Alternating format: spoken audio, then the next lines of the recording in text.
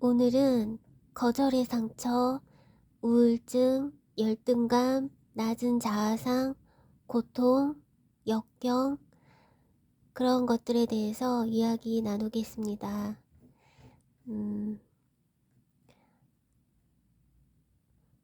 열등의식과 낮은 자아상을 가질 필요가 없다는 이야기를 들려드릴게요. 윤남옥 목사가 쓴 과거의 상처와 아름답게 작별하기에 우리가 얼마나 걸작품 중에 걸작품인지 읽어드리겠습니다.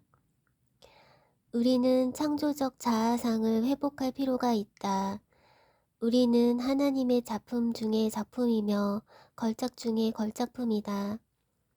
하나님은 개인적으로, 독창적으로, 인격적으로 우리 한 사람 한 사람을 창조하셨다. 가장 멋있는 하나님의 작품이라고 생각한다면 열등의식과 낮은 자아상은 멀리 떠나게 될 것이다. 하나님은 우리가 가진 것이나 우리가 멋있다든지 아름답다든지 아니면 학벌이 좋다든지 하는 것으로 사랑하지 않으신다. 하나님은 우리의 존재, 그 생명 자체를 귀하게 여기시고 전심으로 사랑해 주신다. 하나님이 인정해주고 하나님이 만들어주신 그 모습 그대로 우리는 귀중하다. 우리의 귀중함은 어떤 것을 우리가 얼마나 성취했는가에 달려있지 않고 하나님과의 관계에 달려있다. 이것이 하나님이 우리에게 주시는 자존감의 점수이다. 이 귀중한 자존감이 회복될 때 과거의 상처와 우리는 작별할 수 있다. 더 이상 자신의 낮은 자아상과 모멸감, 비하에 속지 말고 하나님의 천상의 작품으로서 당당하게 일어나야 한다. 나는 가장 소중한 하나님의 자녀이고 그분이 끝까지 포기하지 않는 사랑받는 존재, 찾으시는 존재이다.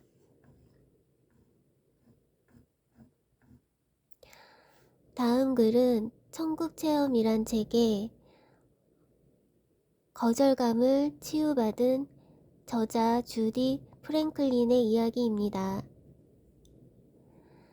하루는 하나님이 내게 어떤 환상을 보여주셨는데 이로 인해 내 거절감이 치유되었다. 환상 중에 나는 우리 엄마가 나를 낳느라고 분만실에 누워서 산통을 겪는 모습을 보았다. 당시 엄마의 전신은 보자기로 덮여 있었는데 거기에는 거절이라는 단어가 빼곡하게 적혀 있었다. 나는 그 광경을 이해하는 게 어렵지 않았다. 왜냐하면 엄마는 대공황 시절에 태어나 9남매 중 한 명으로 자라면서 아주 어렵고 힘든 삶을 살았기 때문이다. 상황이 이렇다 보니 엄마는 가족의 생계를 위해 학교를 그만둬야 했다. 게다가 외할아버지는 아주 난폭한 분이었다. 걸핏하며 아내와 9명의 자녀를 때리곤 했다. 따라서 우리 엄마가 자신의 아버지로부터 받은 거절감은 꽤 컸을 것이다. 이후 엄마의 몸 밖으로 빠져나오는 내 모습을 볼 수 있었다. 의사가 나를 받았는데 이번에는 거절이라는 단어가 내 몸 구석구석까지 적혀 있는 것이 아닌가. 당시 나는 이것이 대를 잇는 저주임을 알았다. 사실 내가 느끼는 거질감 중 일부는 어머니로부터 받은 영향 때문이었다. 하지만 이러한 사실을 안다고 해서 당장 달라질 것은 없었다. 무엇을 어떻게 해야 할지 알지 못했기 때문이다. 한참 후에야 이러한 저주로부터 자유케 되는 방법을 배웠다. 나는 토론토 에어포트 크리스천 펠로우십 교회의 집회에 참석하기 위해 비행기를 타고 그곳으로 날아갔다. 집회가 시작되기 몇 시간 전 호텔 방 안에 누웠다. 그런데 그 동일한 환상이 다시 펼쳐졌다. 엄마는 분만실에 누워있고 나는 엄마의 몸 밖으로 막 나올 참이었다. 엄마와 나는 모두 거절이라는 단어로 온전히 뒤덮여 있었다. 하지만 이번 환상은 조금 달랐다. 먼저 보았던 환상에서는 나를 붙든 의사의 손만 나왔으나 이번에는 마치 카메라로 클로즈업을 한 것처럼 화면이 확대되더니 곧 나를 붙들고 있는 의사의 얼굴이 나타났다. 그 의사는 바로 예수님이었다. 예수님은 아이를 바라보며 인자한 미소를 지으신 후 아이의 몸에서 거절이라는 단어를 하나하나 떼기 시작하셨다. 곧 이어 카메라는 예수님의 눈을 비췄다. 예수님은 아이를 똑바로 응시하시더니 잔잔한 미소를 지으셨다. 오, 놀라운 구세주. 오, 놀라운 치유가 되신 주님을 찬양한다. 나는 이것으로 모든 저주가 해결되었다고 생각한다. 하지만 예수님이 더욱 온전한 치유를 준비해 놓으셨다.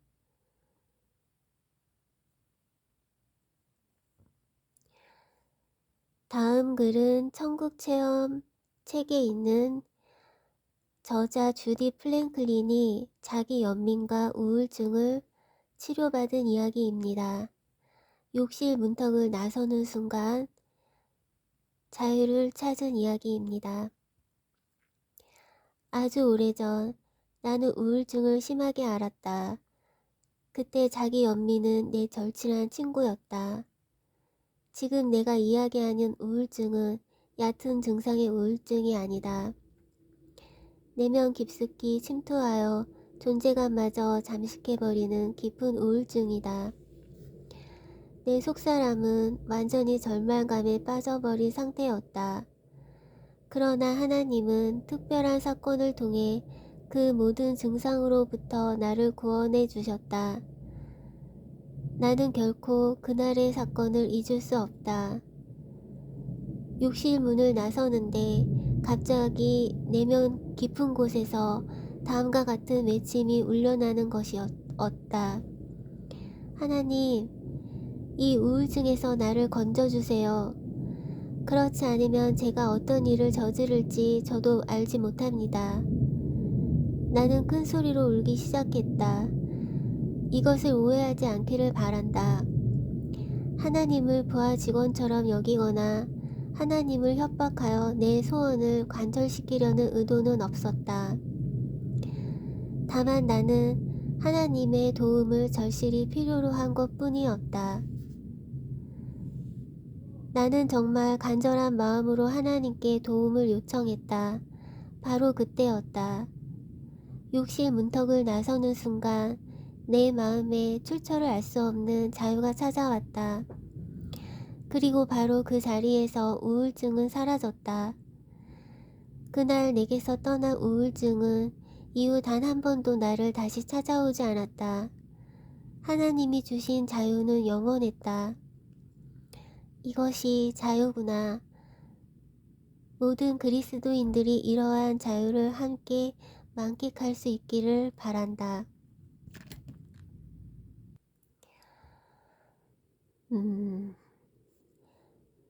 다음 글은 오상의 비유신부라는 책에 있는 고통은 은총입니다 라는 글입니다.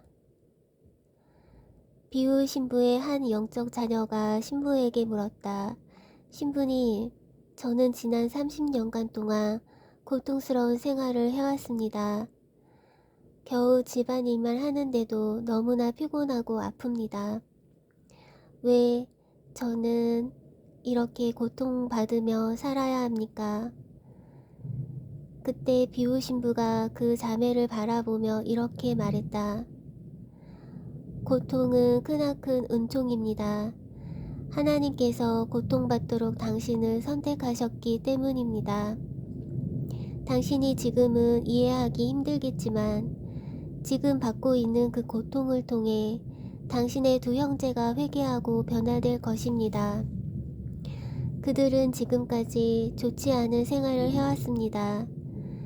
주님께서는 그들의 회개를 위해 당신의 고통을 바라셨습니다.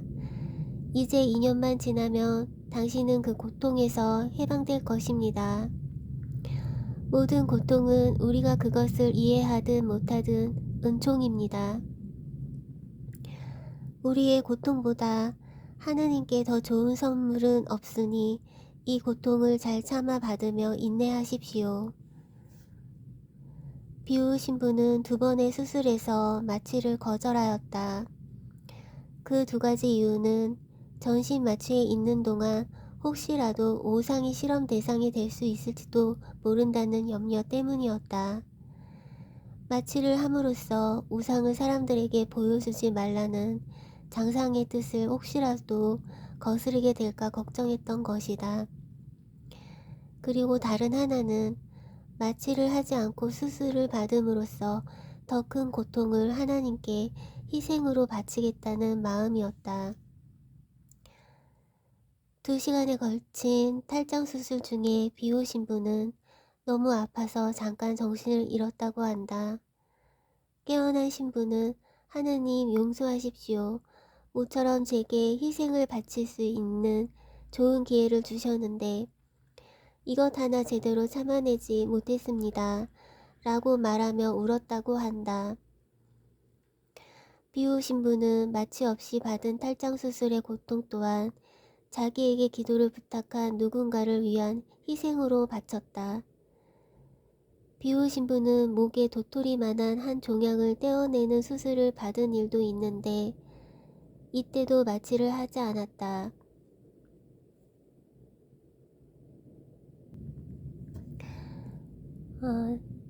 쥐 기보 목사가 쓴 주님이 흘리신 사랑 책에 보면 위로에 관한 짧은 글이 있습니다. 사람들이 주는 위로는 그때뿐입니다. 사람을 의지하는 것은 아주 연약한 위로입니다. 도울 힘이 없는 인생을 의지하지 말라고 성경의 주님은 말씀하십니다. 참된 위로는 주님이 주십니다. 진정한 참된 위로는 주님으로부터 받아야 합니다. 이 세상을 살아가는 동안 어떠한 위로 속에 살아가야 할까요? 그것은 진정한 위로자이신 예수님을 모시고 함께 살아가는 것입니다. 수고하고 무거운 짐을 주님께 기도로 맡기고 나면 평안합니다. 주님이 다 알아서 하시니까요. 우리는 주님께 의지하고 나의 위로자 대신 주님만 따라가면 됩니다.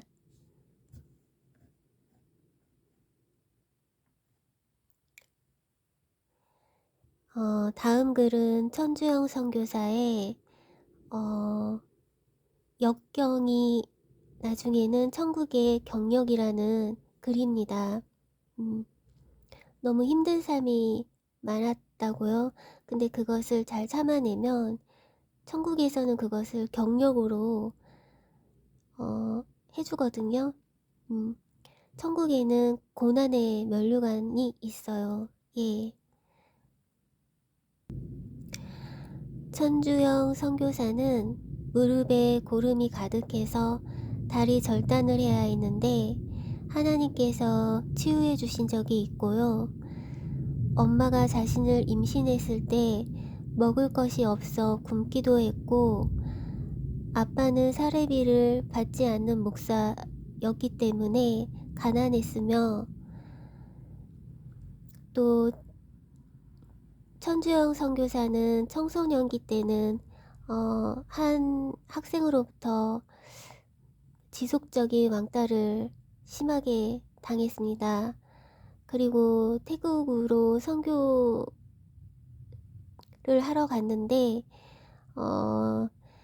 선교사 생활이 힘들어서 남편은 우울증을 앓았고 또 도중에 한국으로 오게 되었는데 가스가 끊기는 등 물질로 어려움을 겪었습니다. 예, 무릎이 안 좋으신 분이세요. 우리는 인천 남동공단의 태국인 노동자를 위한 교회 개척을 하여 태국 선교사로 계속 사역을 감당하게 되었다. 개척하고 사역하며 시간이 지날수록 내가 천국 간증자였다는 것을 잊고 지내게 되었다. 마음 한켠에 언젠가 하나님이 다시 불러주시면 가겠다는 소원은 있었지만 전보다 내 삶의 무게는 더 무거워서 잊고 지냈다. 셋째 아들을 출산하고 또 양육하고 그렇게 세 아들들의 엄마로 개척교회 사모로 바쁘게 살던 내게 큰 고통이 찾아왔다. 고관절이 아파 걸을 수도 없을 만큼 통증이 심했다. 진료를 받으니 어릴 때 알았던 관절염으로 퇴행성 관절염이 빨리 왔고 무혈성 괴사로 인공뼈와 인공관절 수술을 해야 한다고 했다. 할 수 있는 대로 참아보라고 해서 마약성 진통제를 먹으며 하루하루 버텼지만 이후에는 진통제로도 통증이 잡히지 않아 급하게 수술을 하게 되었다. 코로나 시대여서 보호자 없는 병동에 있었는데 환자들 대부분이 어르신들이었다. 그분들 사이에 누워 있으면서 내 삶을 뒤돌아보았다. 마치 롤러코스터 레일 같은 삶이었다. 역경이란 단어가 떠올랐다. 이제는 그런 삶이 아니라 평탄하게 살고 싶었다. 수술 때에도 그만 오르고 싶고 아픈 것도 슬픈 것도 없는 그런 삶을 살고 싶었다. 그 간절한 마음으로 병상에 누워 울며 기도했다. 그때 주님이 내게 말씀하셨다. 주영아, 역경을 거꾸로 읽어보아라. 경력, 천국은 역경을 이겨낸 자들이 상급받는 경력자를 우대하는 곳이라는 깨달음을 주셨다. 혼자 웃음을 지으며 그렇군요. 천국도 경력자를 우대하는 곳이군요. 그리고 다시 잊고 있었던 천국을 되살려 주시고 내게 소망을 주셨다. 내가 회복하여 두 다리로 서게 된다면 제2의 삶을 살겠다고 다짐하였다. 내 인생 후반부는 천국의 경력자가 되어 하나님이 보여주신 것을 전하는 삶을 온전히 살아가겠다고 기도하였다. 그리고 나의 간절한 기도대로 하나님께서 때가 되어 다시 천국 지옥 간증자로 나를 사용하시고 사명을 감당하게 하셨다. 할렐루야. 우리가 반드시 가야 할 나라 천주영.